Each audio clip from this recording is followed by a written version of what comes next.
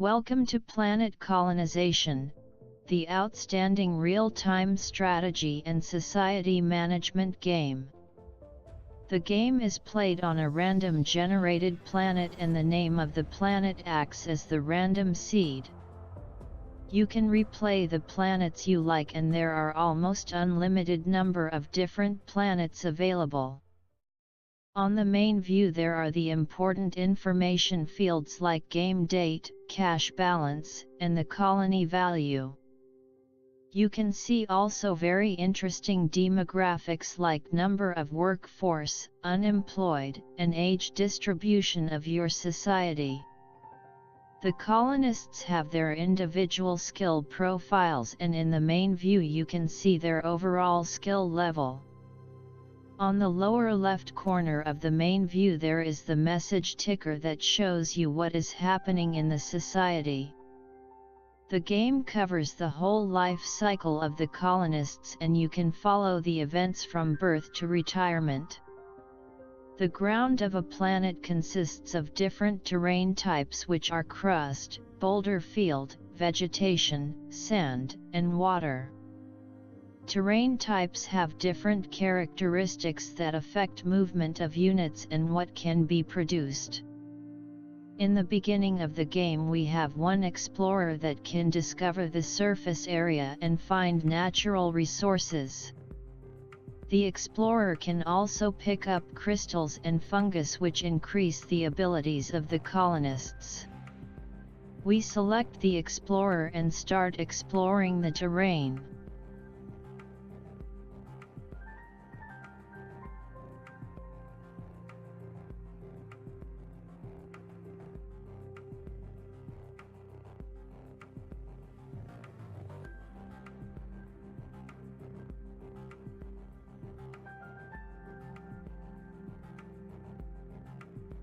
We have come to the area of a hostile colony called Vega. Usually the rival colonies are willing to negotiate how to live together on the planet, but this time they seem to see us just as an enemy.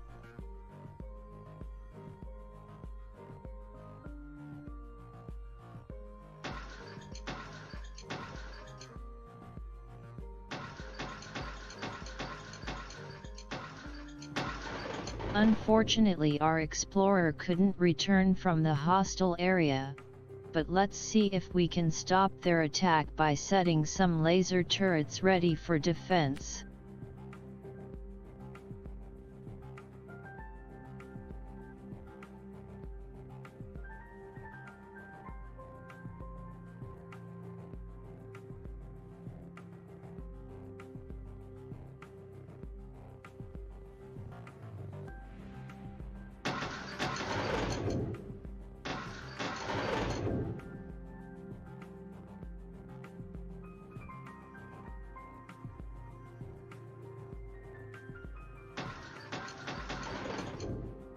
Now that their first attack has been fought off, we buy and mobilize new explorers.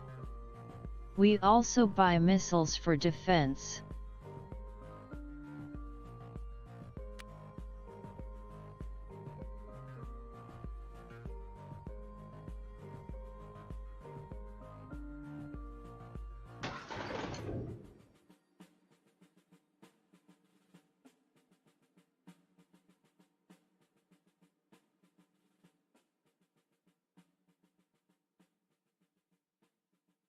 The buildings in the game are divided into 4 groups. The civic buildings are residences, schools, and hospitals. Raw material buildings can be only built on areas where the raw material is found. It is very important to find and occupy the areas which contain the scarce natural resources. The industrial buildings produce industrial products from the raw materials and the strategic buildings are military bases and factories used to production of units. The arrow symbol on the side of each building type represents demand for products or services that the building provides. If the indicator points upwards and is green, it is easy to make profit.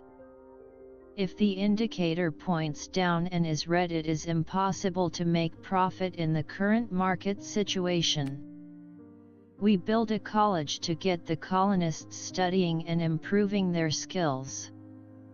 It's a good idea to produce vital basic commodities, so we build a water pump and food production. Steel factory and refineries seem to be profitable facilities. We build them to create industrial production and workplaces.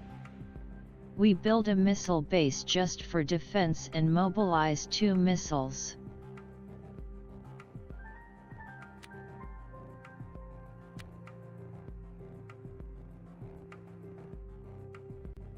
When we take a closer look at the buildings, we can see 2 indicators. The upper is efficiency meter. It tells us how efficiently the building is operating. The more skilled workforce there is in the building, the higher the productivity of the building will be. The lower money bag indicator is the most important because it shows the profitability of the building. The greener the color is, the more profitable the building is. Reddish indicator in turn means that the building is generating losses. We can see that the power plant is profitable, but the college building is not. We open the budget panel and set a higher fee for students so that they need to pay for the valuable service the building is offering. From the main view, you can also open the finance, market, society, estate, new building, defense, and diplomacy panels. The finance panel shows the current cash balance, the value of the colony, and the elements from which the value consists of. The income statement is very important because from here you can see what are the sources of income and spending. On the market panel you can see the commodities and their prices. When a building produces something, it buys the raw materials from the exchange and sells the final products in there too. When a commodity is bought, the price goes up, and when a commodity is sold, the price goes down. If you can't or don't want to produce something in your colony, it will be bought directly from the exchange. However, the price will get higher, and a player who can produce vital products that others can't will eventually have significant advantage in the game. A very interesting feature offered by the market panel is that you can open and close speculative positions to take advantage of the price changes.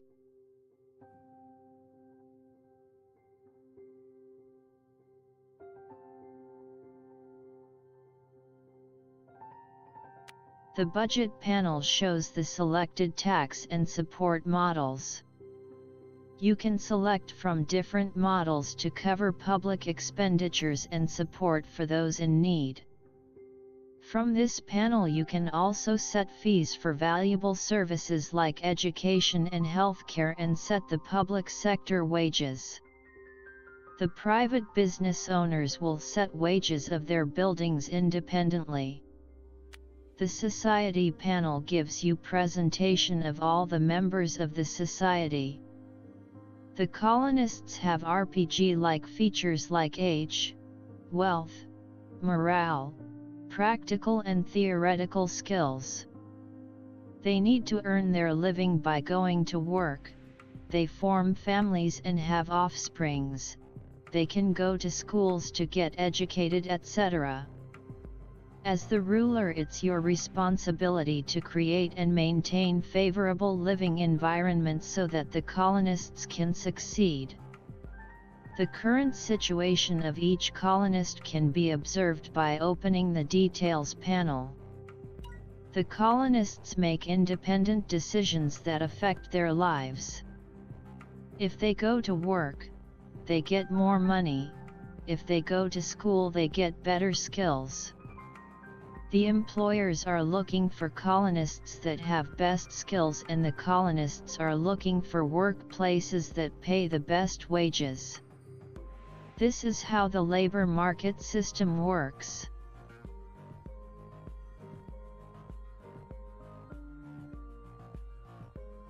The green indicator adjacent to the Society button tells us that there are space voyagers who would like to join the colony.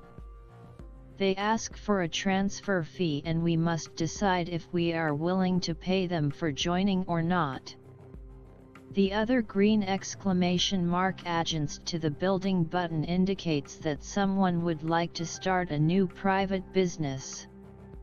If we accept the building request, the colonist will become an entrepreneur who controls the building and pays wages for the workforce of the building. The overview of all the colony buildings can be opened by pressing the Estate button. Here we can see all the buildings at the same time and compare their profitability. Now that we know the basics, we use a missile to eliminate the steel factory of the hostile colony Vega. Goodbye.